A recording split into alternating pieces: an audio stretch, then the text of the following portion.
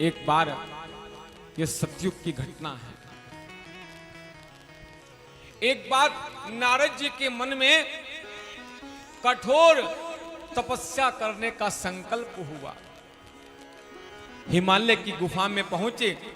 बड़ा सुंदर स्थान था, झरने बह रहे थे, सुंदर लताएं, पशु पक्षी चहचहा रहे थे। सुंदर झरना, बड़ा सुंदर प्राकृतिक दृश्य को देखकर नारद जी प्रसन्न हो गए और नारद जी हिमालय की गुफा में जाकर तपस्या करने लगे। चारों ओर से ध्यान हटाकर अपने प्रभु के चरणों में वंदन करते हुए, चरणों से प्रेम करते हुए नारद जी ने इतनी कठोर तपस्या की, इतनी कठोर तपस्या की, इतना कठोर तप किया कि पूरे त्रिलोकी में प्रकाश ही प्रकाश फैल गया। उस प्रभु की तपस्या के प्रभाव से पूरे त्रिलोकी में प्रकाश ही प्रकाश हो गया। और जब इंद्र को पता चला, जो देवताओं का राजा है, कौन है देवताओं का राजा? बोलो ना, इंद्र है। जैसे ही इंद्र को पता चला ये तो नारद जी की तपस्या का प्रभाव है, अब तो वो इंद्र महाराज घबरा गया।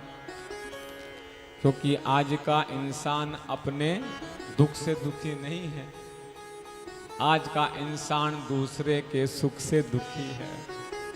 इसका इतना नाम कैसे हो रहा है, इतना कैसे प्रकाश हो रहा है? क्योंकि इंद्र राजा है और राजा को हमेशा अपने सिंहासन की चिंता होती है। इंद्र सोचने लगे, कहीं नारद जी मेरे सिंहासन को प्राप्त करने के लिए तो तपस्या नहीं कर रहे।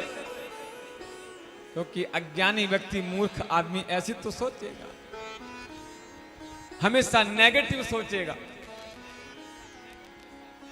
और जब इंद्र ने देखा कि नारद जी तपस्या कर रहे हैं, अब तो सोचने लगा कि कहीं मेरा सिंहासन ना छिन जाए।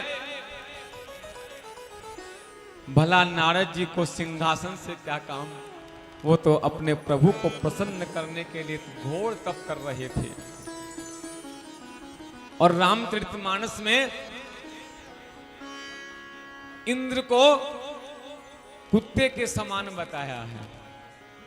मैं नहीं कह रहा हूं, जैसा कुत्ते का स्वभाव होता है ना, वैसी रामचरितमानस में इंद्र का स्वभाव का वर्णन किया गया है। सूक हाडले भाग सठ, स्वान निरख मृगराज, छीन ले जन जान जड़, तिमी सुरपत ही न लाज। तिमी सुरपत ही न लाज। जिस प्रकार एक कुत्ते को कहीं से सूखी हड्डी मिल गई और कुत्ता ने हड्डी को मुख में लिया, हड्डी को चबा रहा है, और क्या देखते हैं, उसी समय सिंह की दहाड़ सुनाई दी, शेर की दहाड़ सुनाई दी। अब तो महाराज वो कुत्ता वहां से भागा कि कहीं ये शेर मेरी हड्डी को न छीन ले। भला शेर को हड्डी से क्या काम? इसी प्रकार इंद्र का स्वभाव है, छीन ले जनी जानी जड़, तिमी सुरपति ही न लाज। सुरपति है इंद्र, उस इंद्र को लाज नहीं आती, कुत्ते के समान व्यवहार करता है। पहले तो इंद्र ने अप्सराओं को बुलाया, आदेश दिया कि जाओ तुम इस नारद की तपस्या को भंग करके आओ। अप्सराएं पहुंच गई नारद जी के पास, खूब हाव भाव किए, खूब नृत्य किया, लेकिन नारद की तपस्या में महाराज जरा सा भी कुछ विघ्न उत्पन्न नहीं हुआ। नारद जी तो अपनी तपस्या में लीन हो गए। उन अप्सराओं का कोई भी प्रभाव नहीं हुआ। अब तो महाराज इंद्र को और क्रोध आ गया। अच्छा, क्योंकि राजा सारे हथकंडे अपनाता है कि मेरी कहीं कुर्सी ना छिन जाए। राजनीति के परिवेक्ष में राजा को, मंत्री को देश की चिंता नहीं, समाज की चिंता नहीं होती, उसे केवल अपनी कुर्सी की चिंता होती है। अब तो इंद्र ने कामदेव को बुलाया, कहा जाओ कामदेव, तुम अभी जाओ और उस नारद की तपस्या को भंग करके आओ। जरा ध्यान से सुनना कैसे प्रभु की माया प्रभाव करती है जीवन में। और जैसे ही कामदेव पहुंचा, कामदेव ने अपने काम का प्रभाव जमाना आरंभ किया।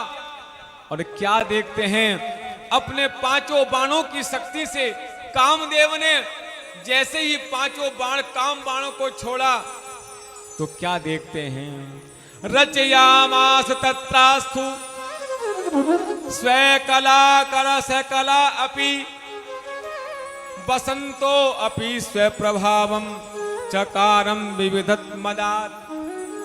अब तो महाराज चारों ओर सुगंध, मंद सुगंध हवाएं चलने लगी, झरने और बहने लगे, पशु पक्षी जीव जंतु सब पर काम का प्रभाव हो गया। पूरे संसार में काम का प्रभाव हुआ, लेकिन नारद जी के ऊपर जरा सा भी, तनिक भी उस काम का प्रभाव बिल्कुल भी नहीं हुआ।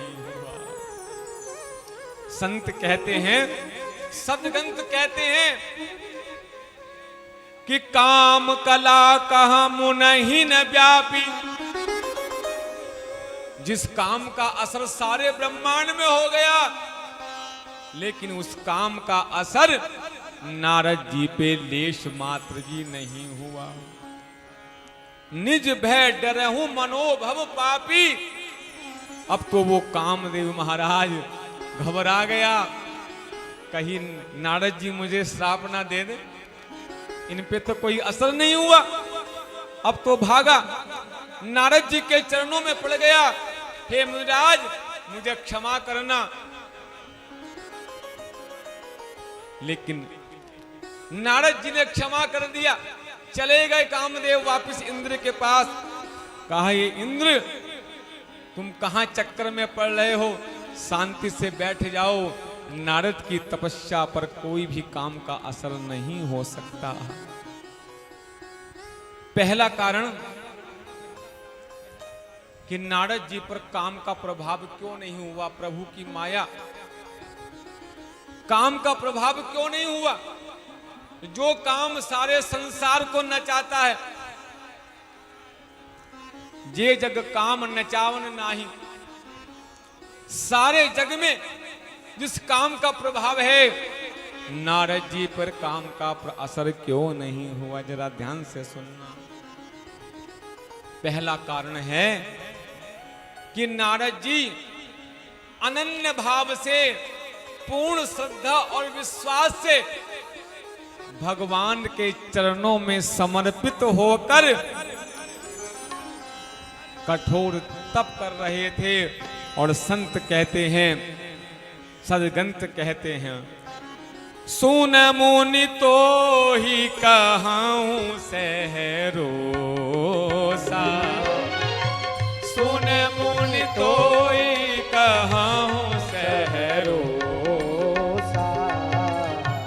भजहि जे मोहि तज सकल भरोसा, भजहि जे मोहि तज सकल भरोसा। और क्या कहा, वो करहूं सदा दिल की रखवारी, करहूं सदा दिल की रखवारी। ओ जिमी बालक राखूं मैं तारी, जिमी बालक राख्यो जिमि बालक राखूं अर्थात जो भगवान के चरणों में समर्पित हो जाता है, दुनियादारी के भरोसे को छोड़कर केवल परमात्मा पर भरोसा करता है,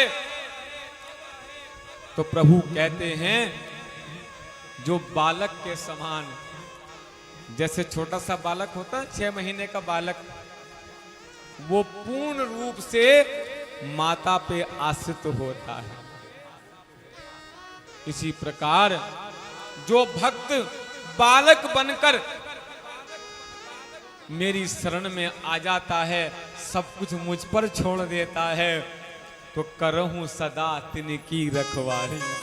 उसकी रखवारी मैं स्वयं करता हूं, परमात्मा कहते हैं।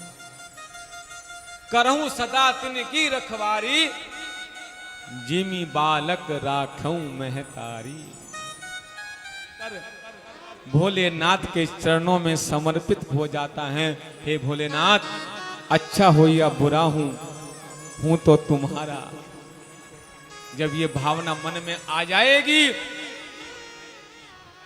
तब भोलेनाथ आपकी रक्षा करेंगे। मैं नहीं कह रहा, इसी बात को गीता जी के 9वें अध्याय के 22वें श्लोक में स्वयं भगवान कृष्ण अर्जुन से कह रहे हैं। जरा ध्यान से सुनना। अन्नया चिंतयतो माम ये जनाः पर्युपासते तेषां नित्याभियुक्तानां योगक्षेमं वहाम्यहम्। जो अनन्य भाव से मुझ परमात्मा पर सब कुछ छोड़ देता है, अनन्या चिंतयन्तो, ये अपनी सारी चिंताओं को, सारे दुखों को जो परमात्मा, मुझ परमात्मा के चरणों में समर्पित कर देता है, फिर उसे डरने की आवश्यकता नहीं। तेषाम नित्याभि युक्तानाम योगक्षेमं वहाम्यहम्। उसके योग क्षेम, उसके कुशल क्षेम की मैं रक्षा करता हूं, उसे डरने की आवश्यकता नहीं है। यही कारण था कि नारद जी पे काम का असर नहीं हुआ। लेकिन एक कारण और था, जरा ध्यान से सुनना। आप पहली बार कथा सुन रहे हो। जिस हिमालय की गुफा में नारद जी तपस्या कर रहे थे, उसी हिमालय की गुफा में एक बार भोलेनाथ समाधि में लीन हो गए थे। सुना होगा रामचरितमानस में, लेकिन आपको याद नहीं आ रहा होगा। और अंतिम में भगवान भोलेनाथ ने एक वरदान और दिया। कहा, देवी, हे देवताओं, जिस हिमालय की गुफा में बैठकर मैंने तपस्या की है, इस हिमालय गुफा की के साथ साथ इस हिमालय क्षेत्र में जहां मैंने तपस्या की है, वहां कभी भी काम का असर नहीं होगा। ये भगवान भोलेनाथ ने वरदान दिया था। यही कारण था कि नारद जी पे काम का असर नहीं हुआ। अब तो महाराज नारद जी को अभिमान हो गया। क्या अभिमान हो गया? कि संसार में, इस त्रिलोकी में कोई भी कामदेव को नहीं जीत पाया, मैंने कामदेव को जीत लिया। और कहते हैं जब जीवन में अभिमान आ जाता है ना, तो आपकी सारी साधना, उपासना, आराधना, आपकी विद्वत्ता, आपका ज्ञान उसी समय नष्ट हो जाता है जिस समय आपके जीवन में अभिमान का अंकुर पैदा हो जाता है। जीवन का सबसे बड़ा शत्रु है ये अभिमान। और कहते हैं जीवन में जब अभिमान आ जाता है ना, तो सब कुछ नष्ट हो जाता है। अब तो नारद जी पहुंचे, ब्रह्मा जी के पास गए कि ब्रह्मदेव, मैंने कामदेव को जीत लिया है, ब्रह्मा ने समझाया, नारद अभिमान मत करो, इसमें तुम्हारा कुछ नहीं है, ये सब भोलेनाथ की कृपा से संभव हुआ है। लेकिन अभिमानी व्यक्ति चाहता है कि मेरी पूरे संसार में बड़ाई हो। ब्रह्मा ने कहा, हे नारद, तूने मुझसे तो कह दिया है, लेकिन भगवान भोलेनाथ से भूलकर भी मत कह देना। लेकिन अभिमानी व्यक्ति वही काम करता है जिस चीज के लिए मना किया जाए, है ना। नहीं माने नारद जी पहुंच गए भगवान शंकर के पास। बोले, भोलेनाथ, मैंने कामदेव को जीत लिया है। भोलेनाथ ने बहुत समझाया, कहा, नारद, तुम्हारे मुख से ये शोभा नहीं देता। तुम विष्णु के भक्त हो, लेकिन अपने ईश्वर भगवान विष्णु से जाकर ऐसे अभिमान भरे शब्दों को मत कह देना। क्या देर थी, पहुंच गए नारद जी भगवान विष्णु के पास। नमस्कार किया है, भगवान, मैंने कामदेव को जीत लिया है। बड़ा स्वागत किया। विष्णु ने नारद जी का, नारद जी, तुम तो महान भक्त हो, तुम मेरे भक्त हो, भला तुम पर कैसे काम का असर हो सकता है। भगवान विष्णु ने व्यंग रूपी वाक्य कहे, लेकिन नारद जी नहीं समझ पाए। अब तो महाराज अपना प्रचार करने लगे, क्योंकि उस समय कोई पत्रकार तो कोई था नहीं कि जो अखबार में छाप देता। और अभिमानी व्यक्ति सोचता कि कैसे मेरा पूरे संसार में प्रचार हो, है ना।